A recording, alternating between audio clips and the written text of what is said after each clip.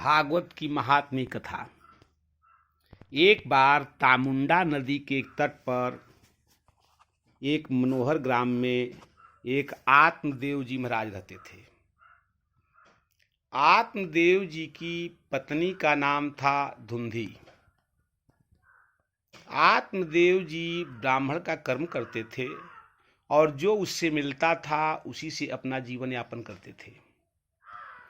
लेकिन बहुत दिन बीत गया, लेकिन उनको जो है आत्मदेव जी को कोई संतान नहीं हुआ। संतान की चिंता सारे जीव को होती है, ये सोच उनको भी थी। तो एक दिन अंगिरा जी तामुंडा के तट पर आए, तो उस समय जा करके और अंगिरा जी को का पैर पकड़ के और रोने लगे। अंगिरा जी कहते हैं कि हे महात्मना, हे देवता, हे ब्राह्मण, किसी को अपने संतान से सुख तो होता नहीं है। इस सृष्टि में संतान से दुख ही दुख है। संतान से तो किसी को सुख मिला ही नहीं है। और आप जो है मुझसे संतान की इच्छा प्रकट करते हैं, मैं तो यही कहूँगा कि आप संतान की इच्छा छोड़ दें और बिना संतान के रह के बड़ी आराम से निश्चिंत होकर भगवान का भजन करें। आत्मदेव जी कहते हैं कि हे सरकार, ये बात के बड़ा दुख बा। सरकार, हम जौन फल छू दिले नु उ फल सड़ जाला। देखिए, संतान खतरा ए जीव जौन बा इतना ललायित हो जाला। अब जौन बा दुर्वासा जी कहनी कि अंगिरा जी कहनी कि ठीक बा, अगर फल छू दे तड़ा तो छोड़ दो, गाय ले आओ, गाय रखो। कहनी कि ना सरकार, गाय ले आइले तब बछरू मर जाला।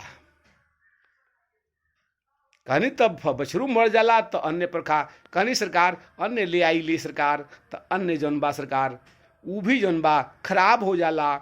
ऐसे सरकार हमरा संतान नहीं खे, आ एगो संतान हो जाई सरकार, तो ऐसे हमरा जौन बा तौन एके दुख ना रही। ये बात के लेके इतना कहला के बाद तुरंत जौन बा अंगिरा जी कहनी कि हे ब्राह्मण, हम भी फल देतानी, तो ये फल के अपना पत्नी के दे दी हो। ये पत्नी जौन तोहार ये फल के खई हैं, ऐसे गर्भवती हो जाई हैं। लेकिन फिर से हम तरह के कहतानी कि देखो, संतान से केहू के सुख नहीं के भइल, संतान से दुखे हुई। जब फल के लिए अइले तो आत्मदेव जी अपना पत्नी धुंधी के दे दले, कहले कि ये फल के जब तू खा लेबू तो गर्भवती हो जाइबू। ऐसे तरह संतान हुई हैं। लेकिन धुंधी जौन बा राक्षस कुल के रहे वाली, ओकरा अंदर जौन बा गुण रहबे ना कइल, सब अवगुणे के खान रहे। एकरा पहले वो पूरा निर्णय लागल लेबे। मन में विचार कैलस कि हम पहले औरी लोग से राय लेनी जेकरा संतान भइल होखे। तो औरत लोग से पूछे लगली तो लोग पूछली कि ये बताओ, संतान के पहले का होला। लोग कहल कि देख, संतान के जब होखे कोई गर्भवती हुई तो गर्भवती महिला के उदर बढ़ जाई, ओकरा अंदर आलस्यता आ जाई, जन्म बच्चा के जन्म देवे के बेरा जीवन मरण के दुख भोगे के पड़ी, असह्य दुख सहे के पड़ी। एकरा बाद लड़का बार बार बीट करी, कपड़ा गंदा हो जाई, शरीर ढील ढाल हो जाई, ये तरीका के कष्ट सहे के पड़ी।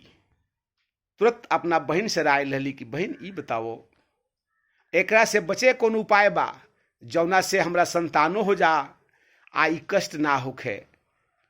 धुंधी के बहन कहली कि देखा, हम गर्भवती बानी, हमरा के कुछ पैसा दे दी हो, हम अपना पुत्र के दे देब, फिर ओके सेवा करे खतरा तू हमरा के कुछ पैसा दे दियो तो हम वो पुत्र के सेवा कर देब। ऐसे वो पुत्र तोहार हो जाई, तू बात जइबू, तेरा कष्टो ना होई। बहन कहली अच्छा बात बा, लेकिन ई फल के का करी। कहले ई द्वार पर जौन एगो गाय बिया, आज ले जौन बा ई वृद्धा उम्र के होखे वाली बिया, एकरा कौनो आज ले बच्चा ना धलोस, तो ये फल के गाय के खिया धरते तानी। ये वन में विचार करके वो फल के गाय के खिया धली, जौना से गायो गर्भवती हो गई। लेकिन कुछ दिन के बाद जब धुंधी के बहन के जब लड़का भइल तो ऊ अपना लड़का के दे दहली आ कुछ पैसा ओकरा बदला में ले लहली। अब आत्मदेव जी के पूरा हल्ला भइल कि आत्मदेव जी के संतान भइल बड़े, आत्मदेव जी के संतान हो गई बड़े। तले कुछवे दिन के बाद गैयो के एगो बच्चा हो गई। आत्मदेव जी मन में विचार कैनी कि आज हमरा घरे कितना सौभाग्य के बात बा कि हमरा पत्नी के भी हमरो पुत्र हो गईले आ हमरा गायों के भी पुत्र हो गईले।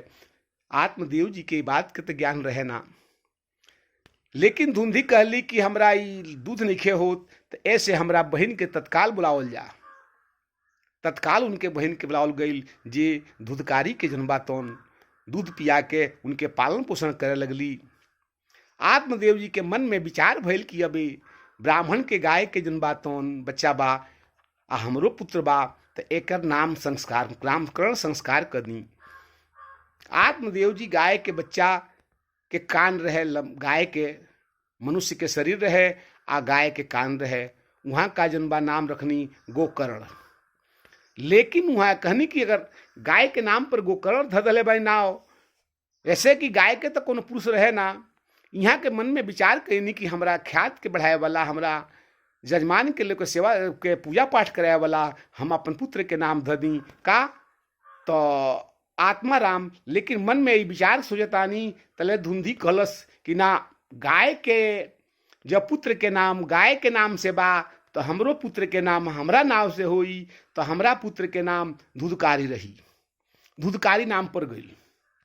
अब धुधकारी के पढ़ला लिखला कौन गणित रहे ना, ऐसे क्यों राक्षस के पुत्र रहे। आ कुछ दिन के बाद गोकर्ण जौन बा काशी में जाके विद्या ग्रहण करे लगले। तो विद्या ग्रहण काशी में जब करे लगले, आ धुधकारी के रोज काम रहे कि रोज पैसा ले स्कूले जाए खतरा, विद्यालय जाए खतरा, लेकिन कौनो गुरुकुल में ना जा। ई जुआ आ तमाम सारा बाउर आदत जनबा ओकरा पकड़ा गई। वेश्यावृत्ति वगैरह सब पूरा हो गई। एकरा बाद जब धन ओरा गई तो आत्मदेव जी से कहलस कि तू हमरा के पैसा दो। लेकिन जब वो आत्मदेव जी कहनी कि हमरा लगे तो कोनो पैसा है नहीं, कि जौन पैसा तब रहे तो हम सब अपना पत्नी तारा माई धुंधुई के दे दिले बानी। लेकिन आत्मदेव जी के जब डंटा से मरलस तो वो जनबा मारी खा के जंगल धलहले, शरीर जंगल में जाके अपन शरीर त्याग दिले। लेकिन धुंधी जनबा एक दिन धुंधी के मरले आ धुंधी भगलस, लेकिन आंगन में कुआं रहे, वो कुआं में गिर के धुंधी के शरीर छूट गई। अब जनबा धुधकारी जनबा पूरा निश्चिंत हो गई। एक दिन धुधकारी गई तो अब कहलस कि अब हमरा जनबा वेश्यालय में गईला कौन काम बा। अब ये पूरा नगर के सारा वेश्यन के बुला के अब अपने घर में रखे लगलोस। एक दिन एगो राजा की है चोरी कैलस आ बहुत धन मिलल। जब बहुत धन मिलल तो वो धन के ले आके आ सब वेश्यन के दे दहलस। लेकिन वेश्या राय कैली सन कि ई आज जनबा चोरी कैले बा, बिहने राजा पता लगावत हैं तो हमनी के इनके पकड़ल जाइ हैं आ इस नाम बता दी हैं। तो नाम बतौला से इनके ई सारा धन राजा के छोड़ के चल जाई आ ओकरा बदला में हमनों के जेल जाए के पड़ी। तो काहे ना इनके हमनी के मुआ देवे के। सब वेश्या जनबा उनका के मार के आ या मुआ के आ वही घर में हला दली सन, आ हला के अपना अपना घर चल गई सन। कुछ दिन बीतल तो गोकर्ण अपन विद्या के पढ़ के आके आ संजोग से वो घर में राति खने सुतले तो वो भयंकर प्रेत बन के धुधकारी आ रोवे कबो हंसे। कहलस कि हे भैया हम तोहार भाई हई। कहले गोकर्ण जी कि तू बताओ ई भाई हमार हव धुधकारी। तो हाँ हम धुधकारी हई। कहले ई कई भइल। कहले कि हमरा के सगरी गणिका जन बा पूरा वृतांत बता दले। सब गणिका मुआ के हमरा के इजा हलौले बड़ी सन। हे भैया हम भयंकर दुख में बानी, ना हमरा अन्न मिलता ना जल मिलता। ऐसे हमरा ये बचे के कौन उपाय करो जौना से हमार मुक्ति हो जा। ये बात के सुन के गोकर्ण जन बा ले जाके गाया में जाके इनके पिंडदान धले। पिंडदान धला के बाद फिर अइले। फिर जाके जब वो जन बा तो सुतत रहे तो फिर वहीं रोता। गोकर्ण कहले कि ई बताओ तू फिर पैसा प्रेत रह गई। हम तो तरह के गया में जाके पिंडदान दे दहनी, लेकिन तू फिर कैसे रह गई, तहार मुक्ति काहे ना भइल। तुरंत जनबा कह हे भैया हम तहरा कुल के ना हई आ भागवत कथा जनबा से हम तरब, हम ऐसे ना तरब, ऐसे कि पिंडदान जन बा गोत्र के दियाला, आ तू गोत्र के, हम तरा गोत्र के ना हई, ऐसे हमार मुक्ति ना भइल, भैया कौनो उपाय करो। एकरा बाद सूर्य देव से जन बातन आवाहन करके गोकर्ण ज्ञान रहले, आ गोकर्ण जन बातन कहले कि हे सूर्य देव, ई बताई हमरा भाई के मुक्ति कौनिया होई। इतना बात सुनला के बाद सूर्य देव बतौनी कि तुम भागवत कथा सुनावो। अब गोकर्ण जी जन बा भागवत सुनावे लगनी, कहनी कि हे भाई, जब सुनावे लगनी तो धुंधी कहते हे भैया, ई तोहार आवाज हमरा कान में नइखे आवत, एकर कोनो उपाय करो। तुरंत गोकर्ण जी एगो बांस हलवा धनी, कहनी कि हे बांस के में महीन से छिद्र बा, ये छिद्र में तू रह आ रही के कथा सुनो। जब वो प्रेत जन बा वो छिद्र में बैठ के कथा सुनलस, 7 दिन जब भइल तो तुरंते जन बा उस रोज जन बा एगो बांस के पूर्ण फाटे, आ 7वां दिने ओके मुक्ति मिल गई। एंगा जन बातन ई भागवत पुराण के महात्म के कथा हो, आत्मदेव जी के महाराज जी की कथा। जय श्री कृष्ण।